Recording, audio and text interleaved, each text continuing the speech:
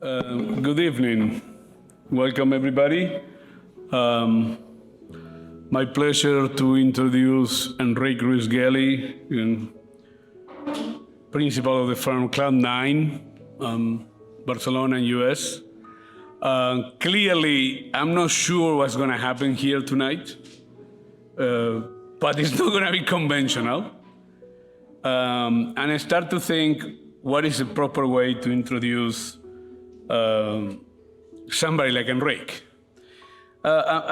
Usually I try not to focus too much in the biography of people, but I think the more that you get to know Enric, and I have the pleasure to know him for a long time, and every time that you cross paths with him, the intensity is high of what you will talk and discuss.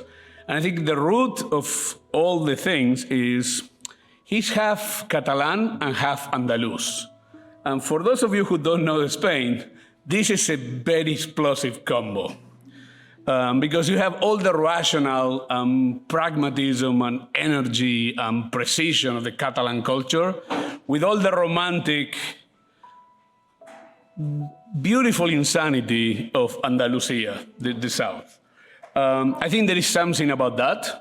But also I think, jokes aside, there is a root in that idea. There is a root in that notion between the negotiation of the two brains, the two parts of the brain that any architect uses. Enric has some of the most strange ideas, sometimes as a premise, but then there is a relation with the logic that he develops to make it happen that make it very unique. He has been collaborating for a long time with Ferran Adrià from El Bulli. For all of you who know a little bit about food, probably one of the most revolutionary chefs in the last 40 years. A very interesting, unique mind, and you will see that that makes sense. Enric is one of those people that I know that is committed to the notion of sustainability, ecology, artificial nature, nature in relation to artificiality, but in a very unique way, not in the way that we are accustomed to discuss it in terms of conventions and so on. So that produced a very peculiar body of work, which I personally find fascinating, and I hope that all of you do. It's one of the reasons why we are very pleased that Enric will join us in the summer as a visiting to teach in the synthetic landscape. It seems like a marriage made in heaven. So this is something that we are excited about it and see how that will go. But you will have to pay attention because the work goes into multiple directions, but somehow it makes sense. I don't know how many of you saw the movie Magnolia, but it was a very fragmented movie that it makes total sense at the end. There is a lot of that in the work of Enric. So you're going to have a little bit of open-mindedness and patience to get to that point. As I said, I've been part of multiple fascinating conversations here over the time. And there is, as I said, an extraordinary palette of possibilities, but then he finds a way to coordinate. So I really think he's one of the most exciting architects and thinkers today, trying to navigate a lot of the urgencies and a lot of the massive problems that us as architects, we need to think about it. So it's for me very hard to imagine anybody better than Enric to discuss some of this topic with us tonight and anything else that will happen here. So please join me to welcome Enric Ruiz-Geli to SCI-Arc.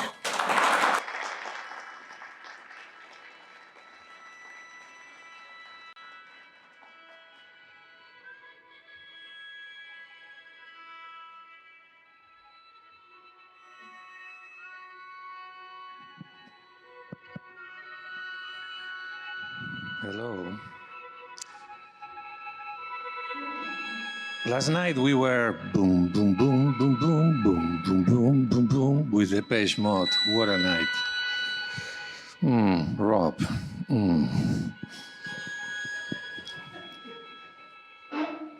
This is peanuts compared to the speakers yesterday.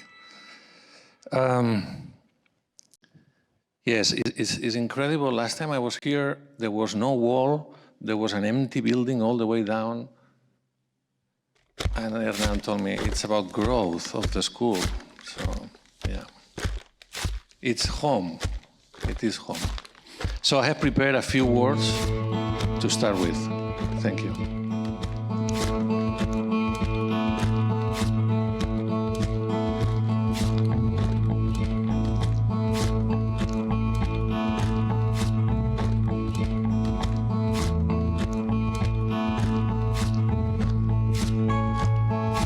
What's up, Edina?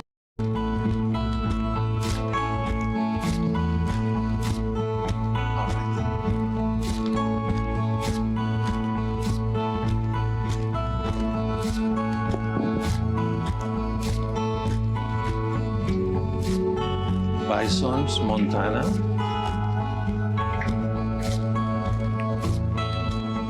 What is it? What is it to be indigenous today? Indigenous, what is it?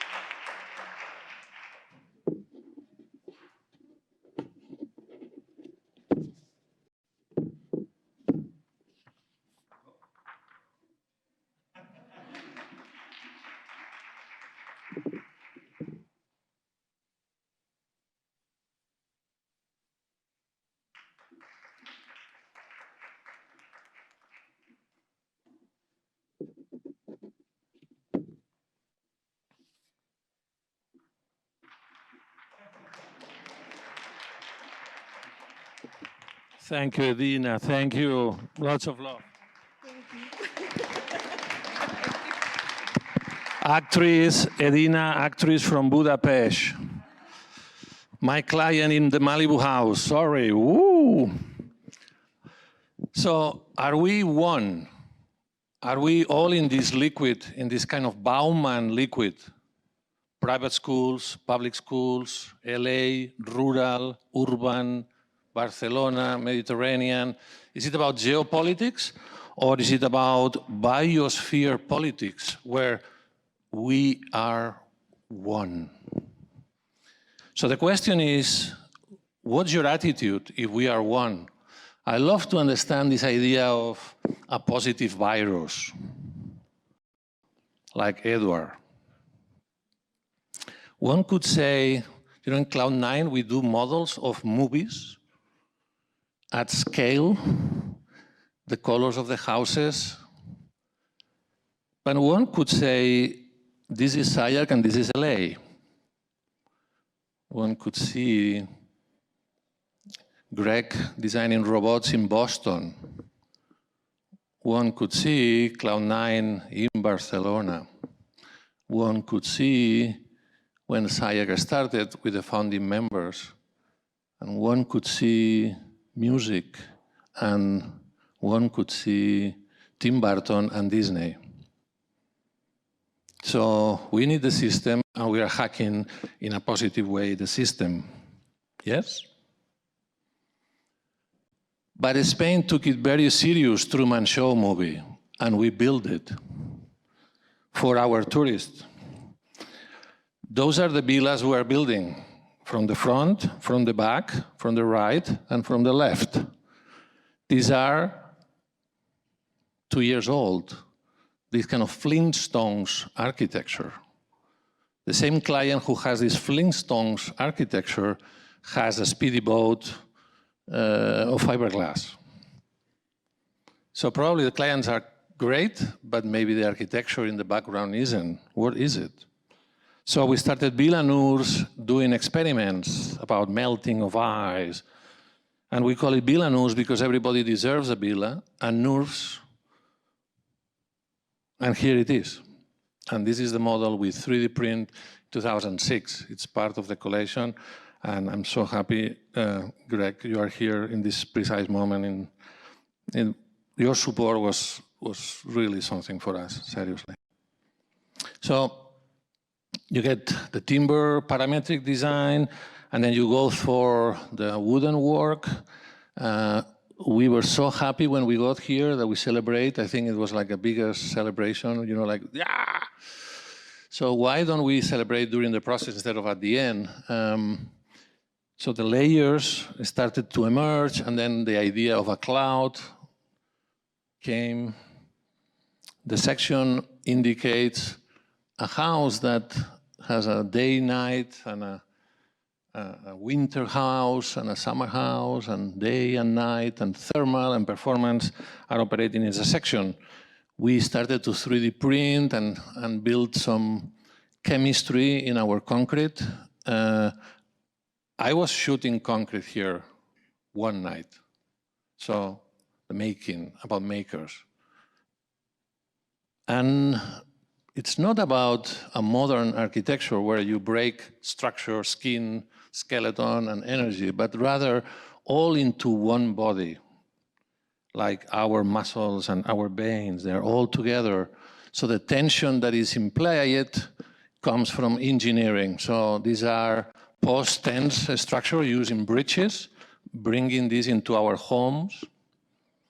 And that was the day we started pulling that post-tension, and everyone was saying it's very Batman house. That was the resolution, and that's the flying over it. It's a span of 26 meters that produces this shadow, and then it produces this incredible environment for our daily lives in our warming, global warming. How is the door of Villa Nurbs? Well, you have this light door, it opens, it moves, but there is a special technology that we innovated in the base of fiberglass and concrete. And we embedded behind this some LEDs, a first Arduino back then, 2008, and you can send a message. Hola, happy birthday. Now it's called Internet of Things, right? Back then was the beginning of merging these two walls, no? The tectonic wall and the digital wall. And with Enric Miralles, which I think I share with Hernán, love and devotion, we were back in school, as you are here in your school, and he was bringing a croissant, and he was saying, it's not a croissant, it's a building. Back in the 90s in Barcelona, we had a lot of energy. We were changing the city, and our faculty were very empowering our students, so myself. So where does Enric get all this energy? Well, back then, we had great faculty, as you do here. So this complexity allows us to build strange and intertwined steel structures that had to include surface as nerve, and that was producing this glass one mold, one glass, one mold, one glass, one mold, one glass. This company, Cricursa, back then was saying, it's impossible. One mold, 10 glass, one mold, 100 glass, that's the way, that's the way. I said, well, no, one mold, one glass. All they do now is one mold, one glass. That's their main business. You've seen in Tokyo, Prada, by Herzog and de Meuron, and on and on and on. But that was the first beginning of them. It's the third generation using robotics in their factory. And when things go right, I suggest you to bring artists into the picture. This is Vicky. She's amazing. She introduced me to particles, to science, to randomness, to the accident of Paul Virilio, and so many more things that start to produce these landscapes inside the project. We produced a patent with vector foil tech on a ETFE layer that was opening and closing and opening, so you could sleep looking at the moon and do what you need to do.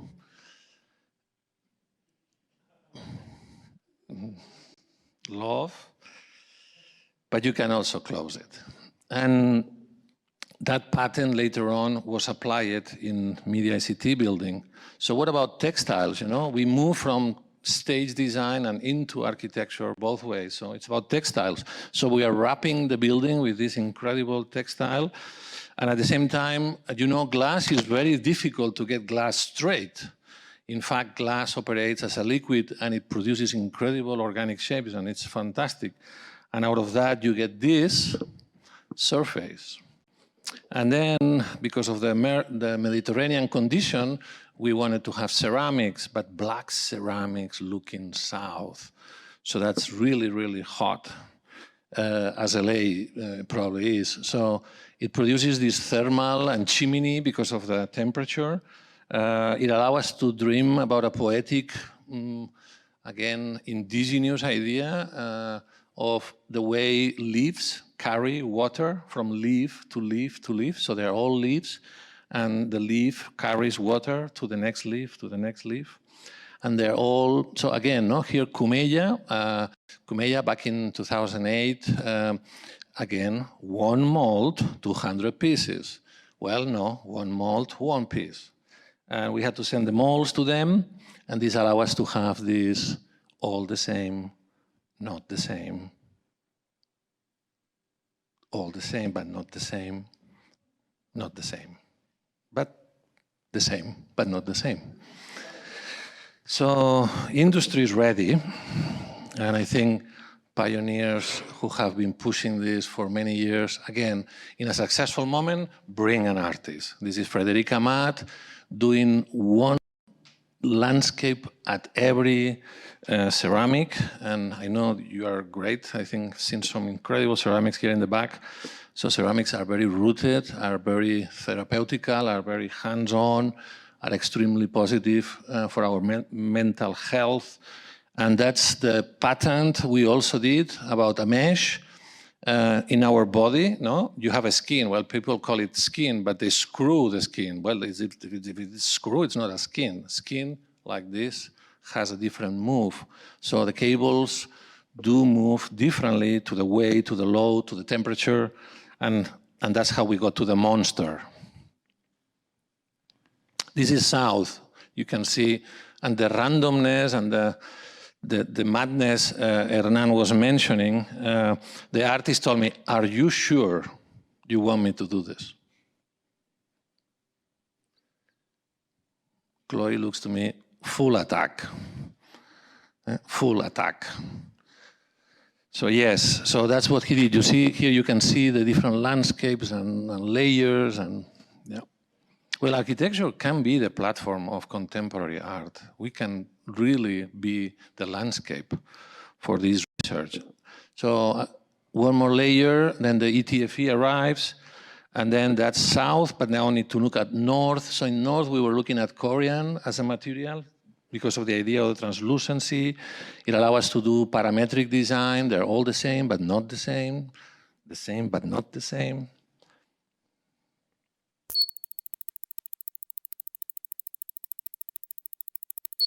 Thank you to the AV people in the school to work with us all these days. Thank you. This goes loud.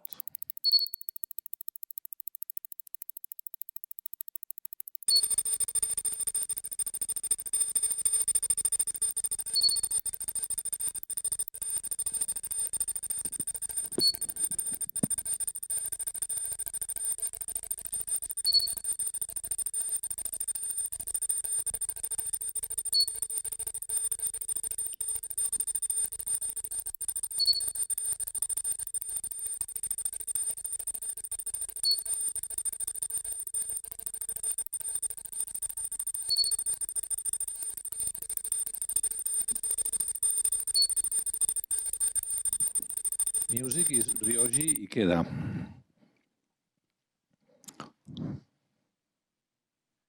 So how do you get here? That's the process, and it's a very thin layer. It's about 6 millimeters, and that's the translucency we're looking for. This is the cloud using the cable structure mapping, the layers, the translucency, the lighthouse that is becoming. All right.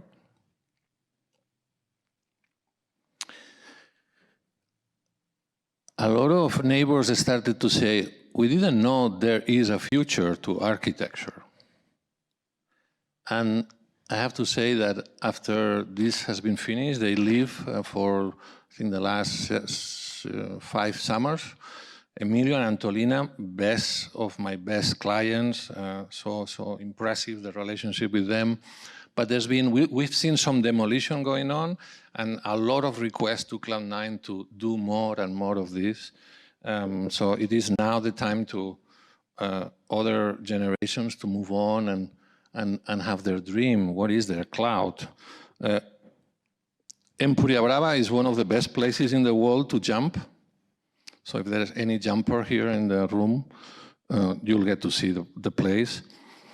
In the middle of the construction, the crit of the New York Times, Orusov, sent a photographer and a team to do photos of the living lab as it was building, and we thought, you are too early, let us finish. And they said, no, it's like this. And that's what happened. And I also want to show this. You get to go to Greg Lynn's show. Yeah. Quite something, no? Montreal, CCA, all the project of Villa Nurbs is there at the CCA. So it's open for you to do research, and it was quite a conversation, Greg. Thanks for doing this. Back then, because we got in the New York Times, we got this phone call from Jeremy Rifkin. You are too young to be 7 pages in the magazine Time, and what's your problem? And I'm like, yes, I've been looking for you for 2 years, but now you call us. Nice. So he called us to do this workshop against the construction of 2 nuclear power plants in Texas. And this was the workshop, 3 days fighting over Excel files. And that's when I became a really strong activist because of the knowledge and the kind of, again, no, indigenous condition of fighting in this territory.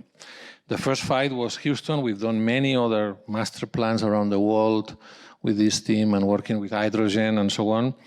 Right now, Texas is a leading state in US with wind turbines and so on. So it made sense, and it was very strong and very committed. So the tools there was an Excel file. So I think I can also bring this to you, to the school, to share. Our second living lab was in collaboration with the Art Center, who they are here. Art Center, College of Design in Pasadena. This is, you know, in the Mediterranean situation, we have a problem with water, absolutely. We created this technology of doing Catalan balls, but using fiberglass structures and very thin molds, parametrically developed to produce these very, very, very thin shells that allow us lightness in the environment. There's not a house, but a distributed layer of that builds a relationship to nature that reactivates biodiversity and reintroduces the harvesting of water as a main thing. We collect in one day the water we consume in all the year. So we have a very big fiberglass tank that allow us to, the one day the rain gets there, I know you're very tired of rain. I know, I heard. I might just landing and we are tired of rain. I said, we need water. Okay, so I was very, very intrigued by the learning from Robin, the client here, and they let us work a lot on this living lab. There is an economy of innovation. The innovation of this house has been later applied in CaixaForum, where you are sitting. You'll see this project in a minute, and they receive royalties from the innovation they did in their house. In the 2 times they have received royalties, they are paying my design fees with the royalties that they are making in the innovation that they did in the house. So I can, if you want to do questions about this, I can share all of it. I think this was quite a moment, no, James? Ooh. So I landed from Barcelona. I'm not the client, I'm not a faculty, but maybe, let's say, an agitator or a disruptive opportunity. The students at the art center did amazing prototypes, and they were, so every time I was arriving there, it was like the best and the best. They produce, one moment, now this is not called environmental design. No, a special experience design. Here we go. So that was what was going on. The making, so this is a bladder. You have this 2-layer textile. You have all this parametric design there. That is where the concrete is going to be injected through the process. So this was about $6,000 where we got here. So very efficient, very low cost. And from here we got to here. It took us some time. I know it was an effort, but the students flew there, they were making, they were building, and this is what we call them living labs in the field of why don't we, as professionals, bring projects to the schools, to the educational world, and you start to build these conditions in which, so I think we committed $150,000 here to the art center, and this is how the pavilion started running. This is the inside of the pavilion. It has concrete using fiberglass, no steel. The plexi on top is all mill. It has a glue, but the glue that puts 2 layers together is the bio-epoxy of the pine trees. So it has this bio condition to it, and it uses glass, and yeah, so it was an achievement. I think we all learned a lot. I'm going to tell you an update. So everybody who knows Marvel, of course. So Thor, I'm zooming down, okay? Thor, so the actress, Elsa Pataky, Thor's wife. So she did this incredible campaign the last 2 weeks, and Macy's in Spain is El Corte Inglés. Okay, so they did this amazing campaign. They were there shooting and so on, so on. So they did this amazing big image of our house, and then she's a giant, no, in here. And I am a member of Greenpeace, Spain, and then Greenpeace attacked my campaign, my architecture, with a sentence that I completely support. The logo and the sentence of the campaign was, "Ya es primavera." Spring is here somehow. No? This is a spring, or it is a spring. But Greenpeace said, there's no spring. There is no spring, right? So, as you know, global warming, our summers are expanding, our winters are short, there's no spring, maybe a few hours of spring. So, I'm saying this because if you remember the first image of we are one, we are activists, we are the architects, we are citizens, we are fighting global warming, we are Greenpeace members, we are one thing. It's all together in a togetherness. That's what I think. So back in Barcelona, we were lucky to win this competition. And this is the District of Innovation in Barcelona, retrofitting buildings. That's the good news. The bad news is that buildings here, Chipperfield building, Carles Ferrater building, these buildings are 1,000 kilos of load of material per square meter. But they need to host a 250 kilos of program. So we are doing, as architects, buildings of 1,000 to host 250. So you understand CO2 emissions, transportation, material, mining, and on and on and on. So we challenged them and we said, we're going to do a building which is 250 to support 250. So if this is 250 and these are 1,000, our building is 4 times lighter, not 4%, not 40%, but 4 times, yes? For example, this design of a chair was about 20 kilos. This is not recording, no? I am 108 kilos. Okay, So this is doing a good job, no? 20 to support 100. So that's the material embedded. Those are the CO2 emissions. So it is all about lightness. How can we be light? And as you know, when Bucky Fuller asked Sir Norman Foster, what's the weight of your building? That was the key question, right? What's the weight of your building? So lightness, lightness. By making a decision from concrete to steel, that's a 40% less. From making a decision of a steel in compression to traction, that's already 25% less. That's a 65% decision. The building is hung from all these floors up. So it's distributed, every pipe, every thickness, every nut, every flower. It's about lightness. And we get to build these things.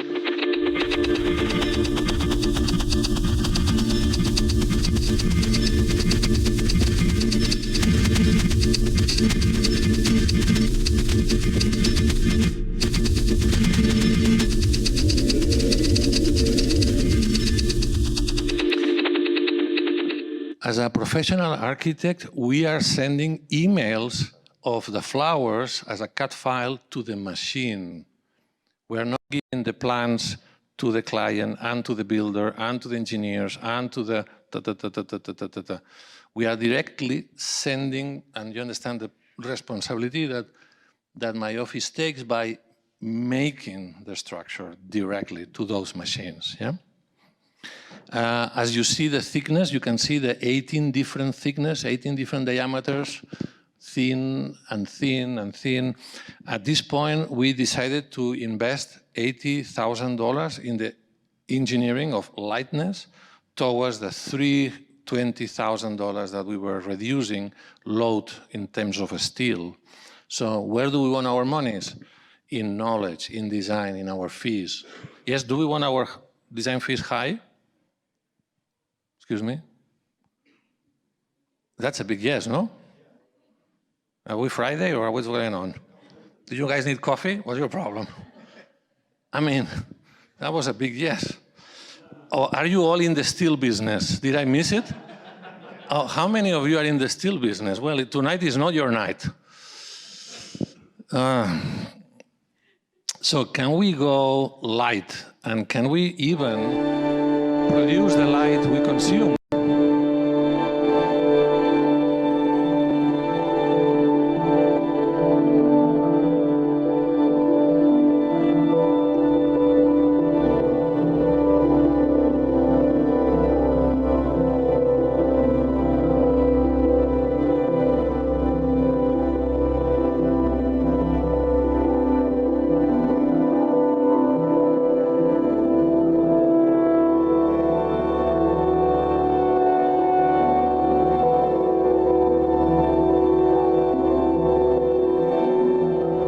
Cities need darkness.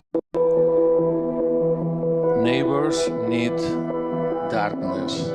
our birds need darkness. So our buildings can produce the energy they consume and just be a little bit bright, but not do any of the light pollution we see around. So the building is going up, so all the loads are going up, and that produces this incredible open lobby. We do workshops with children. Children are coming in and they're sketching. The question to the children is, what's missing?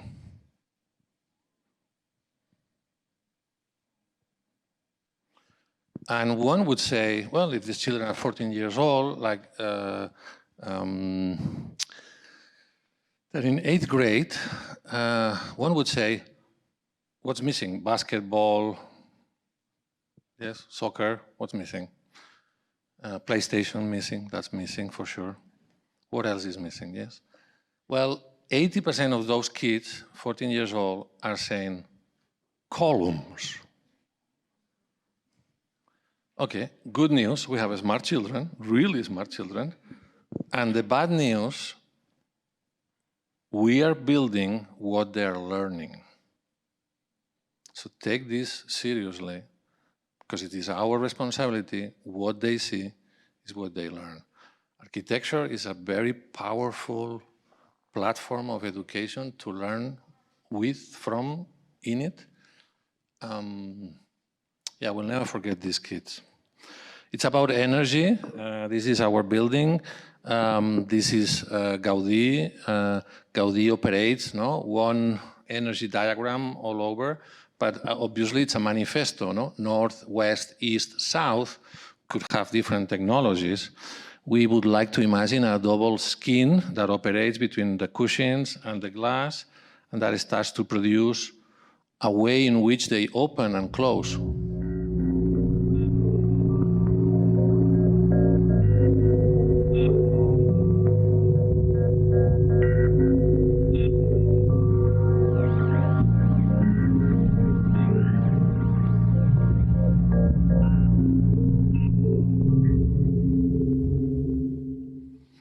So we want natural light, but we don't want the UV light. Teflon, which is here in this table with Chloe, allows you, ETFE, allows you to capture the UV light, the heat. So the heat stays inside these cushions. This is a big machine to capture CO2 emissions and the heat of UV light. And this is how it's looking. This is west, south, so super exposed, really, really hot. You know, when I was at high school, summer was August, then it became July, August, September. Now it's all the way to the 10th of May, and even October 7, we are in the beach. And I'm not talking crazy Germans, like we, you know, like the Catalans, no? So summer is, no? The line of desertification crossed Africa in 2000 to Malaga, as Hernán mentioned, the south of Spain. It's now desertification according to temperature layers. And in 2010, hit Malaga strong. So the expectation is, of course, it's going up and up. So we are the north of Africa as we speak. What we have imagined here is a nitrogen fog. The building creates a cloud, a vertical cloud.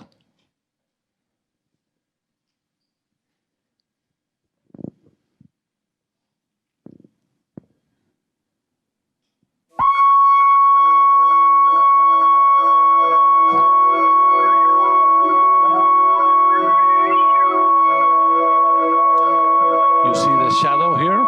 This is the prototype on site. This is the nitrogen fog moving in. This is the real building producing the fog.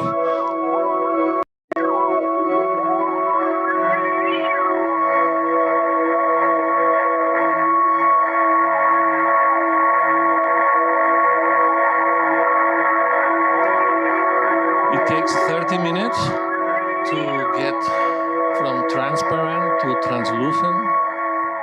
And that's how we capture. These are photos of August. This is the peak. The building wants to use the air conditioning, but the architect doesn't want you as, sorry, it's no way. So, yeah, that's the way in which we protect ourselves. And that's the system. At some point, we were so excited to produce the cloud, and we were like, yes, we did it. The building consumes $3,000 a year in nitrogen. A building of 18,000 square meters. I don't know if there's some business people here, but peanuts, peanuts, peanuts. Okay, so what we didn't do is that we were so excited to create the cloud that then the client said, okay, we like it, yeah, good, it works, amazing, energy performance, yes, go. Can you get it out? We were so into creating the cloud that we forgot to move. So it was like, you know, like you create something and then, So the red is the new thing, no? Yes, in and out. So we had to build this system in which we filter the nitrogen, so we keep the natural oil. We do light buildings, okay? This is obvious, no? You got it? Yes, light buildings. But we do heavy particles. Nitrogen is here, 60% of this, but moves up. But we want it to go down, so we had to carry the particle of nitrogen with a load. So heavy particles, yeah? Are you with me? Yes, so that's natural oil, that's the gravity. And then, yes, and then it goes out, it filters, it releases nitrogen back to air. These are the other technology, you see, these are sensors, luxometers. We have 128 cushions, 128 sensors, it's distributed, 128 Arduinos, one on each component. And that's the grid, that's the system, yeah? Instead of a centralized system, so from the very top you make a decision and then everybody shut down the building. That's a centralized decision, maybe wrong. You don't want that. You want a distributed condition in which everybody closes down by itself, yeah? The same way we have lots of sensors about light, that's 15% of the CO2 emissions. We have this sensor that I rented this space. I go inside my office, I'm the boss. I click the light and the light doesn't turn on. I click the light again and this is not working. Well, yes, it's working. That sensor is telling you you have enough light in the surface of your table to read the newspaper, so to work, so you don't need the light. Sorry.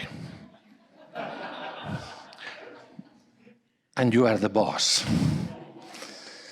So yeah, sustainable is radical, edgy, and we are here to stay. And we want it all. Yeah. Okay, so we are also increasing our design fees because of doing 2-year monitoring. Normally, architects, when the building ends, you give the key to the client. Thank you very much, don't even call me. Don't even try.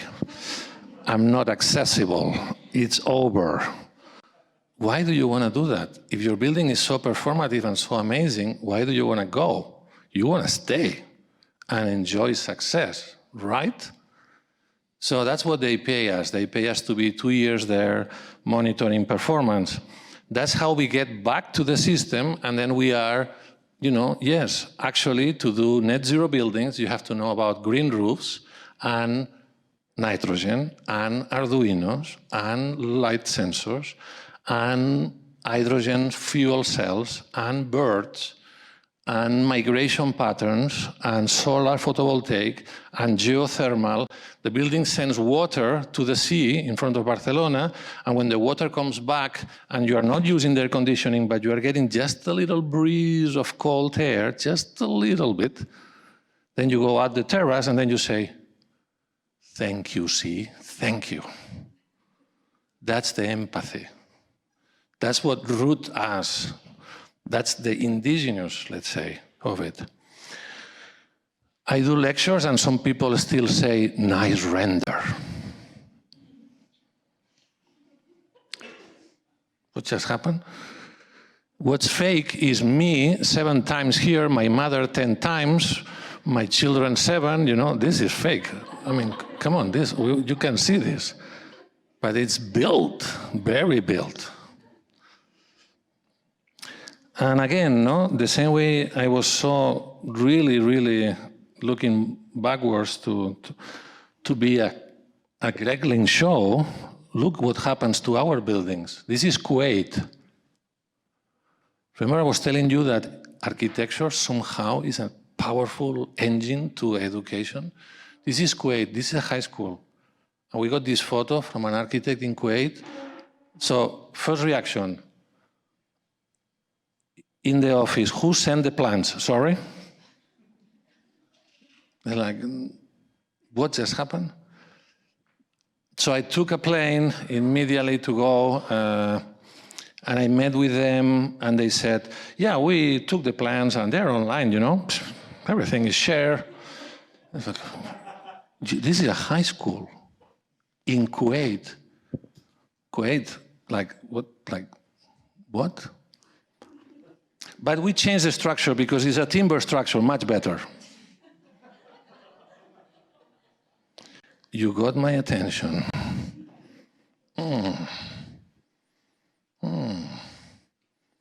Are we ready to listen? Are we ready to listen? The title of this lecture is a question. Are we ready to listen?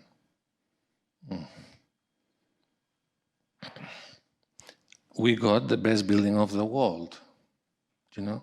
Yes, I work with Ferran, the best chef in the world. I work with Bob Wilson, the best theater director in the world. I am in the best school of the world right now. Excuse me.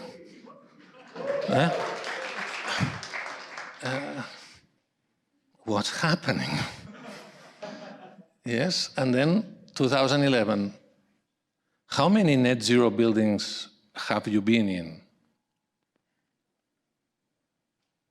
Keep listening, listen to what's going on. So we work with artists, musicians. This is some testing.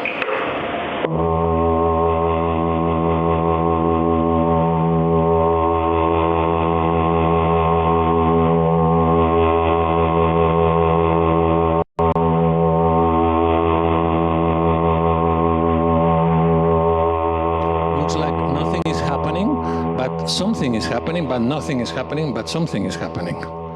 You see? And then you look really careful, and then you start to see these synthetic landscapes, incredible synthetic landscapes out of salt and sound. And if you look micro, the salt and that sound start to produce a wireframe. And then the wireframe starts to produce a landscape of salt. So what if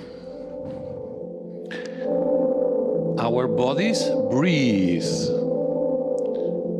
What if our buildings breathe? What if the water of the building moves through the skin and our salt crystallizes?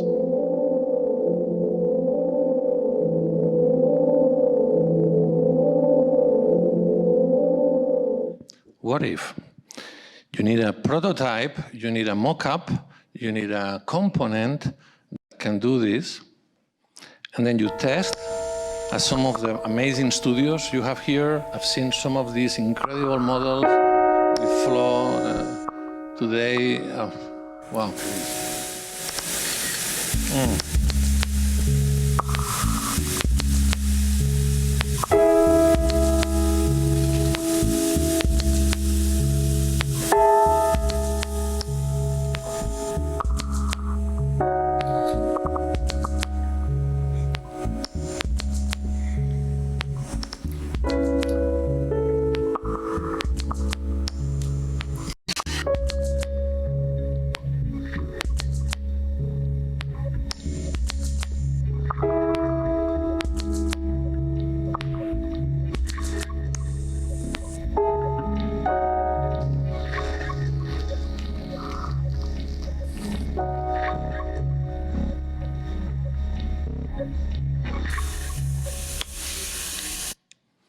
So using parametric tools again allow us to produce the surface that we need. They're all the same, but not the same.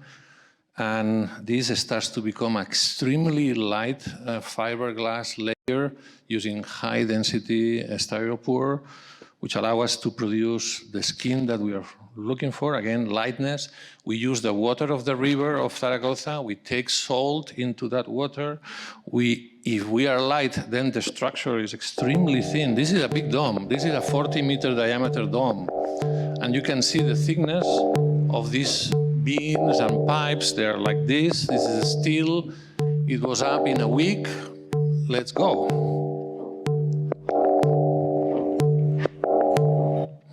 So again, the wireframe, and then if it's light, then the surface is applied by people with these skills, and then from here you start to have this big surface and bubbles and molecular, and it's a landscape again, and a synthetic landscape. The building is net zero. The building collects the water from the river right there, adds some salt, sweats. This is the Expo of water, and you can see the air conditioning machines here.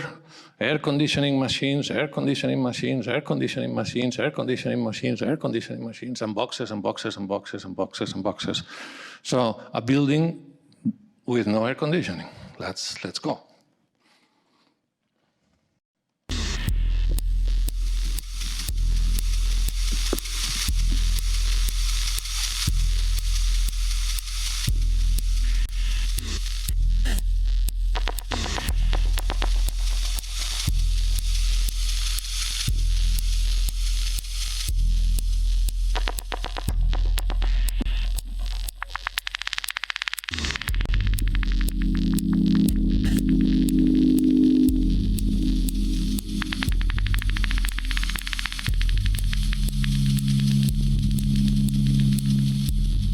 You start to see the crystal of the salt a little bit, thin layers.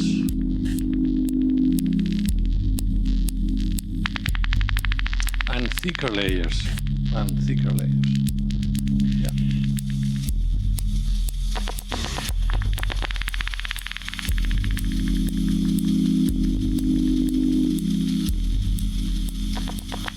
It is a landscape, not a building. Expos are waste because once the time is over, what happens with those pavilions, right? So we were very lucky that Valladolid purchased the building, the landscape. I think it was $10,000, and they got that building. They asked us to design the implementation in the urban context. The river is there. The river is a wind turbine, so allows wind and therefore energy. And we move it there. We have a new scheme developed, and the consumption of the energy of the building is being produced by the wind turbines that are here on the bridge. And then we did the water, and then the oxygenation, and then all of it. The success was to get five leaves in the European Award on Green Building Council. It was the first one in Europe, so it was, again, what can synthetic landscapes do in this approach?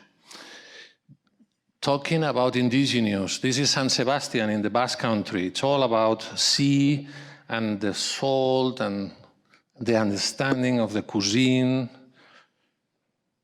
What is the sea?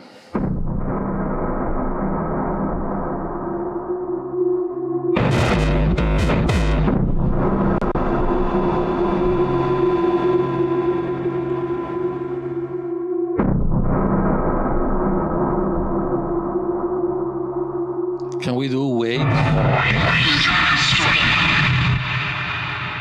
Waves going backwards.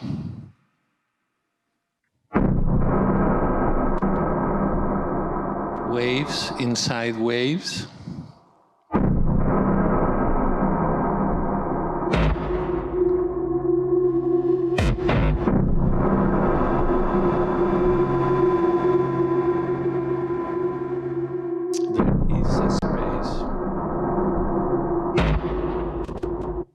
So learning from nozzles,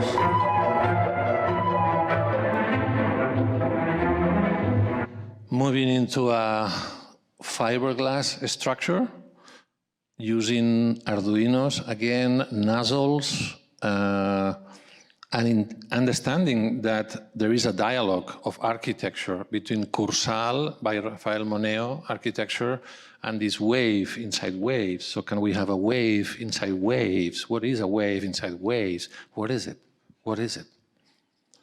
So the way in which waves produce energy, and Tecnalia participated with Iberdrola in this project, allow us to produce the energy that the building and the city needs. And then the fiberglass starts to move, don't stop moving, and moves. At the same time, this network allows us to show and interact with music. It allows us to understand that today is the day of the Blue Cross, and it allows us to understand performance and urban reactions through art. And this is the model. What is this synthetic landscape again? What is it? Let's go in.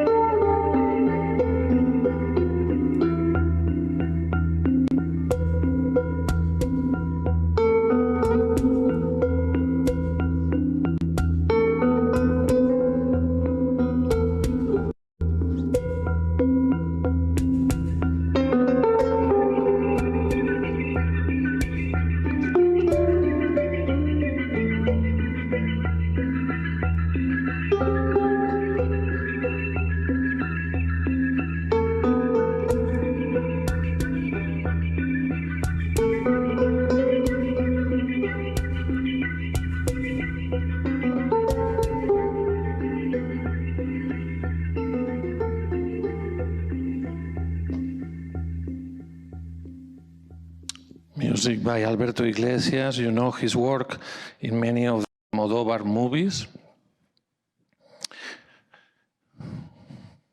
Okay. Are we water? And then Taipei arrives. This is the biggest real estate agency in Taipei, Far Glory. Susan, you know them well, she's from Taiwan. And they come with these airplanes full of journalists and yes, welcome to Taipei. We have to address this if we are one. So we designed this ceramic surface layer in order to fight pollution in Taipei. It also produces this organic and landscape again and again. And we got it, so just imagine, no? The ceramic is being fabricated in Granollers with this making, this craftsmanship, and this is shipped to Taipei and gets there. And again, no, this exchange of masters of ceramics together. And it ends with a green roof and again, not trying to make the building net zero. It allows us to get LEED certificate. I think, yeah, it's another peak. So Coney Island.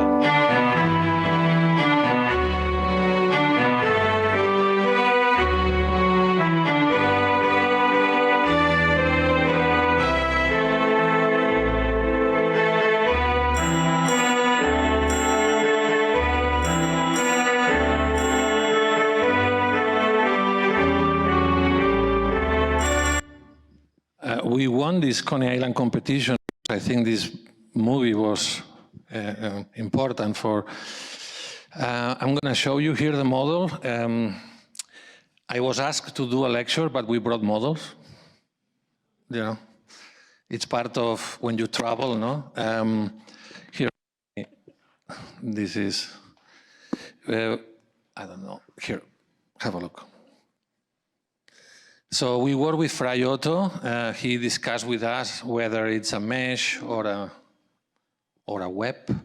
And the work here shows the condition that produce as a surface, the way in which we produce condition that in Coney Island it's because water condensates by night extremely, so we could collect that water of condensation and at the same time have the dream of Coney Island expressed with the LED lights and the pop culture, and that's also part of the web. We designed this device. It's a leaf, and every of these green dots here, we've been rehearsing this, okay? Let me see, we get it? Oh, excuse me. Yeah, so every of these green things is this. We've been rehearsing a light for this one, sorry. Yes or no? No? Kaput? Okay, more coffee to the back. All right, so photovoltaic, Arduino in the back, lithium battery, making decisions. The decisions are, how was the day? The battery asks, the computer asks the battery, how was the day? The battery says, well, 100%, very sunny. Okay, so I'm burning the 3 LEDs, white. And every day, the computer asks the battery, how was the day? And then the battery, 10% cloudy. Then the computer makes the decision only to light red, which is a LED that consumes less light but will stay 8 hours running. Yes? All right? You see, no cables, no decisions, no data collecting, not managing, but complete autonomous. Yeah? Okay, let's move. Thank you to the AV people who have managed this. This is a miracle.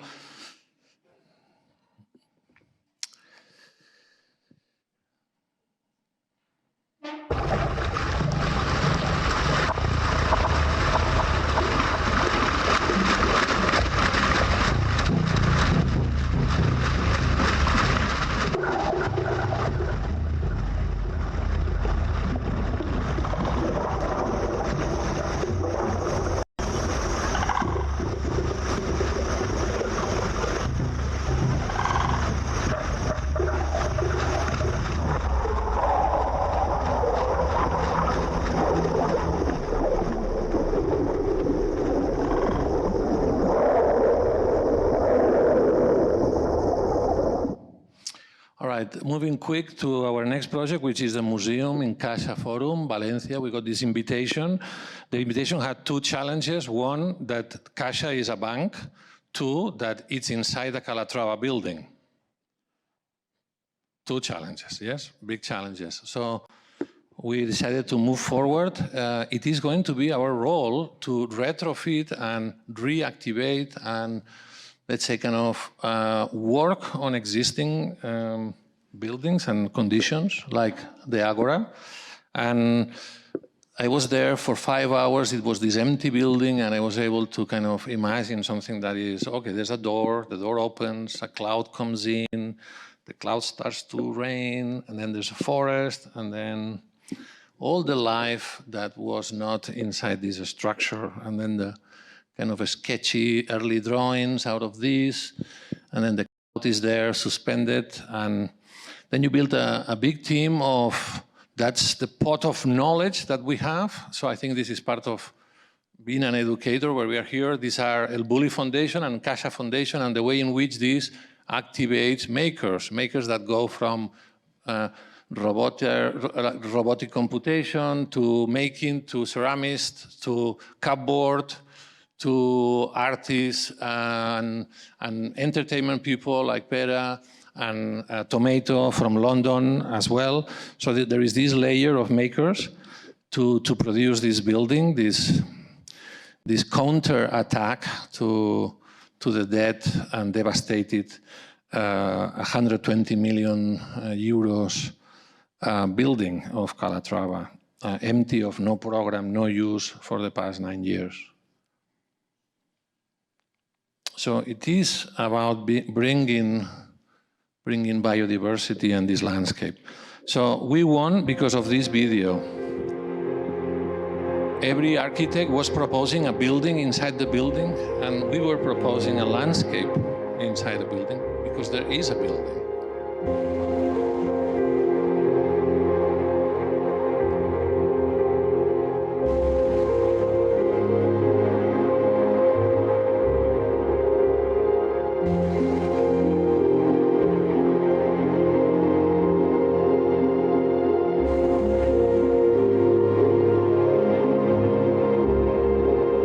The model and the president in Valencia, the CaixaForum Foundation, models are really powerful. I think models do activate discussions, and we decided to do the educational space in the cloud. How many times you go to a museum and where's the place for education and children? Behind the stairs in the back corner left. All right. And where is the family space? Behind the ladder and under the elevator and right. Really? Well, education, I mean, we are here for this, no? It's the new engine. So maybe education should be the cloud, the highest, the center of this complexity. This is a steel structure, really light, because we are building on top of the foundation of Calatrava, so we cannot add any loads, but we have to build, but we cannot build, but we have to build. So, of course, lightness, lightness, lightness. So this is super, super light. Thin, using CLT as well. How to protect our steel structure to fire? No, this is a big question always. How do we protect our fire? What we have achieved here as an innovation is to produce the thickness of the timber that the fire needs. The fire is going to burn this in 120 minutes. Okay, do it. Do your job. But I'm going to give you the thickness of timber to last 122. Yeah? So cheaper solution, but it produces this, no? It produces this condition in which both the structure are coexisting and co-working. It produces this publicness, public space. They don't pay, nobody pays to go inside because it's public land, public funds, and this idea of socialist back. The fiberglass of these organs, the stomach in this case, comes from the house. So you remember the patent that was produced in Aiguablava with our center comes here and deploys this big scale project that starts again with parametric tools. This is X-Architects. We are measuring the size of the track to reduce the CO2 emissions of the transportation. These are all the layers, the ribs. And from the ribs, you get to 3D ribs. And you start to see a little bit the skeleton, and then you get there. No foundation, no surface. That's extremely light, no? 6 millimeters of mass. Yeah. And skylights are facing different conditions in terms of natural light. We wanted to bring nature into, but as an ecology, not as a green wall. And we brought butterflies and we brought bats. Do you have bats in LA? We need lots of bats, seriously. So bats are there. So to have a museum of contemporary art with this kind of birds, bats, butterflies, it's quite a challenge. The idea of molecular ceramics using grasshopper, obviously, And then you don't break ceramics, but you use them in 18 kinds of different diameters, and all of this together produces these patterns and surface. And for the first time in a museum, you know, pink. I told you, pink is the new black. Yes, Edina, you said this, eh? We said this together, good. So there's some pink like there. This is a photography of my Appalachian mountains in Virginia. I have this rural condition and I'm looking at this nature, this forest, and trying to understand some sort of indigenous future. These are the Catalan balls. Catalan balls are terrific really terrible for acoustics, and we had to produce an acoustic ceramic that will absorb it is, what is it? Right there. Rob, it's in front of you. It's one of those, the red, I think. Yes, this is it, yes. And it gets there. So that's the Catalan bolt, but the acoustics is trap. This is an innovation with University Polytechnic in Catalonia, and this is how we get the CLT, the timber, the mosaic, and all together. About education, it is about the cloud. The cloud has this combination of a steel structure, again, no foundation, just holding, just steady, and a combination also with fiberglass, and there's some samples here of the floor of the cloud. The cloud is made out of salt and crystals and also ETFE as a skylights. And we wanted to make sure that we had an opportunity to work with an exoskeleton. And this is the work of Luis Borunda, amazing research. These are the boxers, about 6 centimeters boxers, and starts to produce this matrix. And the matrix gets into code compliance because it cannot melt. So it has to work with and against fire. We had to introduce, remember, light buildings, heavy particles, yes? So light building again, and this time we are using molecular ceramics inside the composite in order to last and not melt and not to produce a smoke and not to resist and still be a structure. We partner with Nagami, they're amazing company in Spain, and we were sending about 90 files from Virginia Tech, Honors College, to these arms.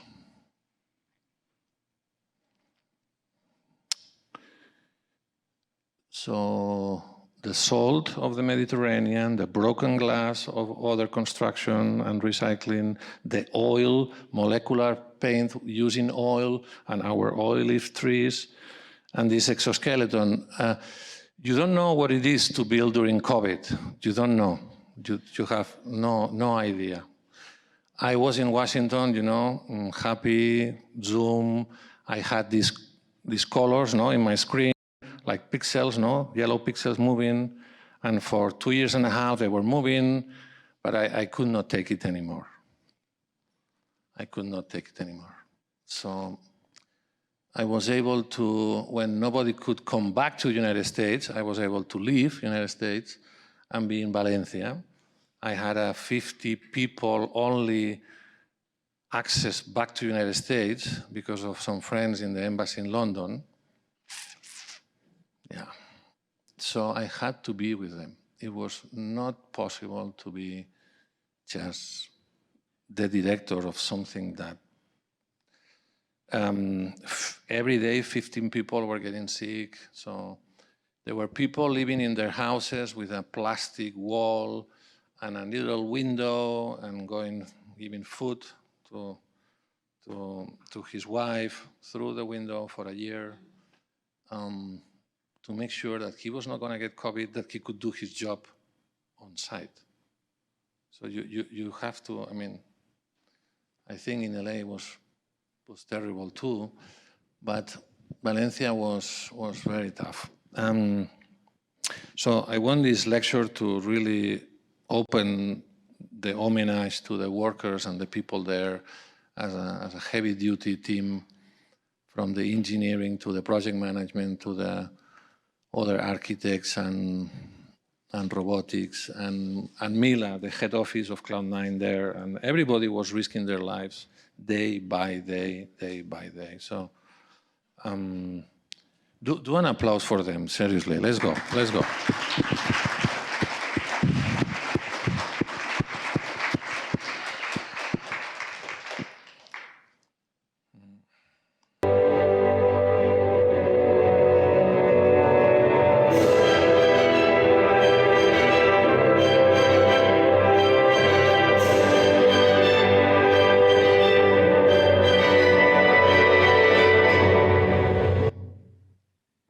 You are invited to come in May 5th. There's a second opening, like post-COVID second opening. So I'm also inviting SCI-Arc to be there and empower this approach and again, this condition of cloud. And these blues are related to 5 oceans.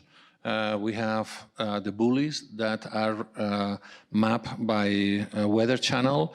We are taking data from weather channel and scripting this into the different blues. As soon as temperatures rise in the ocean, the blues start to show a little bit purple. And that's how you know that Arctic is raising temperatures, by having this cloud with you, but at the same time showing you what condition we are in. The auditorium is about breathing, and it's also a landscape of cupboard. The cupboard has to resist fire, so it's also waterproof, and we had to freeze the oxygen inside those spaces between the layers of the cupboard so that fire cannot make it. And talking about air, this is a big chimney, this is a big volcano. No? You have seen these airports with air conditioning in the top, trying to like freeze or cool or warm the space, and shooting. Well, this is what really is right now. So the heat is really there, and those particles. And this is interesting to work with people in the world of entertainment and again, Maya and some of the softwares that allow us to start to see, you know, this invisible flow of one day what air will do inside this giant Calatrava space. So we want to see this landscape of air, and build it and react to it. So we are getting LEED, I think platinum, it's confirmed. There's a huge impact in the citizenship. They say it was a very elite place, and now it's no longer. So that's what's happening. The expectation was 250,000 people in the first 5 months. We're at 700,000 people. It's completely, really overwhelming. And, you know, society is there and they're watching us, you know. And if this is the best school in the world, they're watching us. They're watching us. Look what happens, no? Time magazine says, oh, Antarctica or Qatar, and we are there, no? Boom. Like, but, well, we are a landscape. If they say we are, we are. All right, quickly, I think I have 7 or 8 more minutes. If it's okay with SCI-Arc. I don't know who to look. Hernán? Confirm? Okay. All right, El Bulli, it's quite right, as Hernán was mentioning. So since we are starting to be...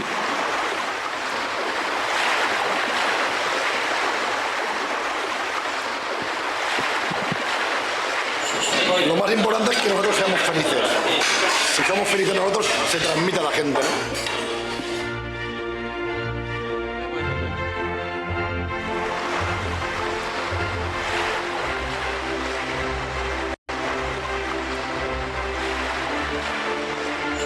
Lo más importante es que nosotros seamos felices. Si somos felices nosotros, se transmite a la gente, ¿no?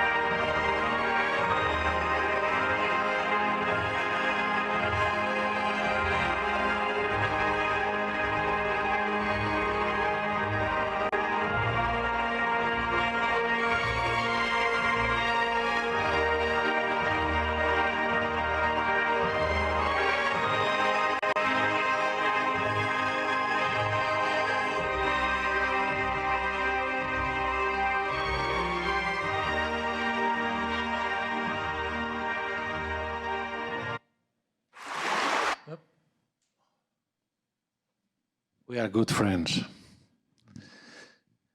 The star chef, the star architect.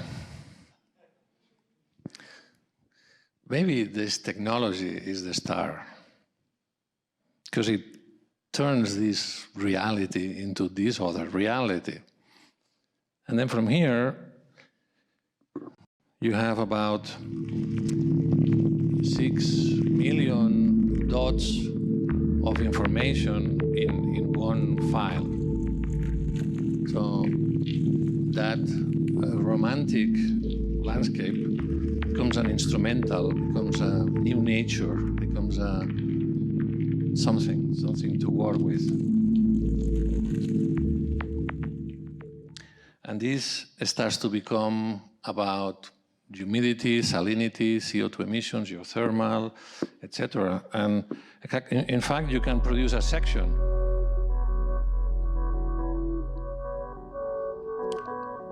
You start to feel geothermal here, you start to see the salinity coming from the sea, you start to see this idea of energy, porosity, photosynthesis, the CO2 emissions by cars, and this kind of geothermal energy. And architecture has to operate here, and we are here too as particles, as water, in this architecture that starts to collide, and then the sun arrives, and here we go. And all of this starts to be together and be one.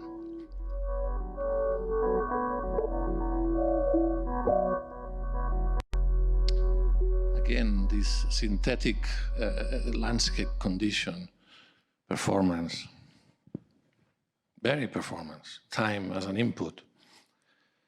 And this is not two-dimensional, but three-dimensional. So then you start to see with several cameras and more sensors what the architecture, the landscape, the tectonics starts to become, to emerge.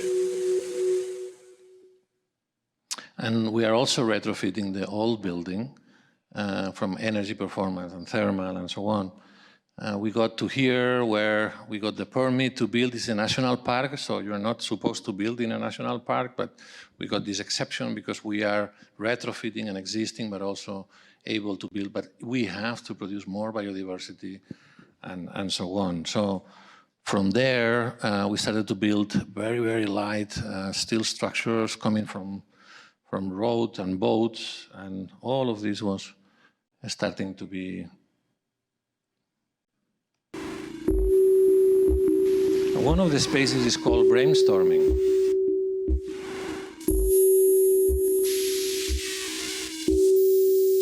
They say Cap de Creus is dead. There's no life. And you turn around a rock and then you see the salinity, you see microalgae, and then you start to see moss. And obviously there is life, there is a landscape, there is a performance.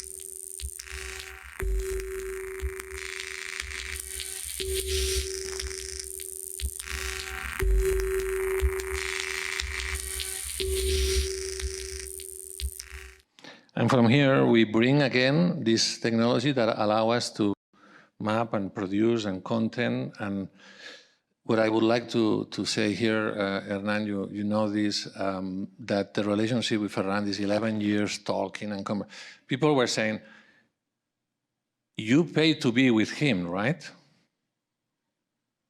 I said, no, he pays me to do the work. Well, really? And yeah, that's kind of where we are with Ferran. This is where we are right now. We opened this summer.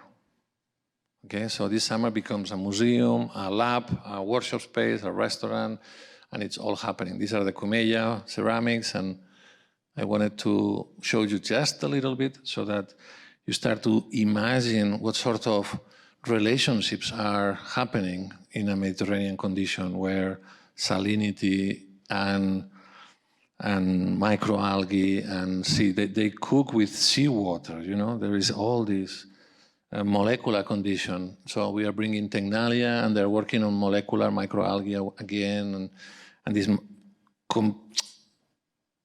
solar panels that are out of molecular. And at the same time, we would like nature to connect to our buildings. So we are connecting leaves and salinity and growth and humidity. Trees know, right? Trees are smart. They know where the water is. They know where the wind blows. They know the season they are. They know what mutation are going to do. They know what sort of fruits to build for us. They know how the seeds operate. They're a factory of a factory. So they know. So we listen. And it is the tree that makes the decision. It is by night, shut down system, open lights. So it is the tree that tells the building what to do, when, how, why. It is then when nature runs the place. I was with Bob here back in the 90s doing this as a foundation. So I also see synthetic landscapes as a performance, and in many of the conversations with David, I think this is also a territory to explore with our students, as it is bringing processing and tools that allow us to try to grasp this complexity, knowing in which ways pollination operates, in which ways butterflies map their way, and in which ways other agents can start to relay and build around using processing again. So this is students' work at the school at AEA where I met Liam Young, amazing creative person. And these students do start to show what sort of synthetic landscapes can we start to see and imagine and dream. And this is not any kind of fiction, but the visualization of our real, the meta-real. So seeing hormone threads, the way dogs see hormone threads in our forest for hunting, we're gonna need to do a lot of fire conversations. I think this was part of our conversation before in a very tribal way. We are gonna go and do yoga if necessary.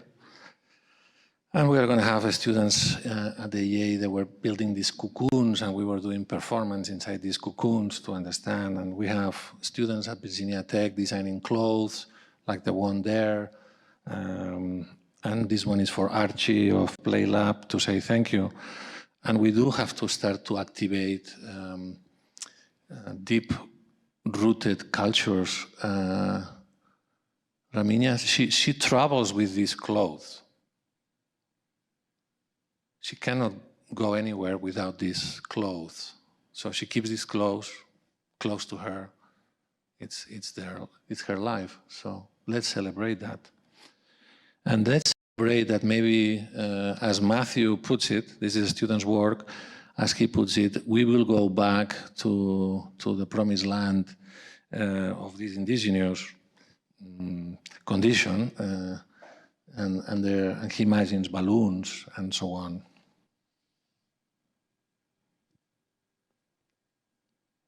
Should I stop here? Yes. Woohoo!